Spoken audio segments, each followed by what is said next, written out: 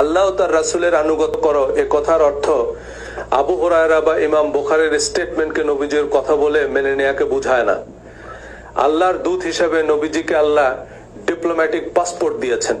নবীজির official statement অবিকল সংরক্ষণের দায়িত্ব নিয়েছেন, কিন্তু আবু হুরায়রা বা ইমাম বুখারীর নিবন্ধন সার্টিফিকেটই নাই। কোরআনের সহস্রাধিক আয়াত আছে যেখানে আল্লাহ নবীকে বলেছেন, হে নবী আপনি বলুন, হে নবী আপনি পড়ুন, আপনি করুন, আপনি করবেন না, শুধু কল বা হে নবী আপনি বলুন, এই শব্দটা কোরআনের 332টা আয়াতের শুরুতে আছে। পুরা কোরআনের কেন্দ্রীয় চরিত্রই তো নবীজি, কোরআনই তো নবীজির বায়োগ্রাফি। সুতরাং নবীজি কি বলেছেন, কি করেছেন, কি আদেশ করেছেন, কি নিষেধ করেছেন তার বিশদ বর্ণনা কোরআনেই আছে।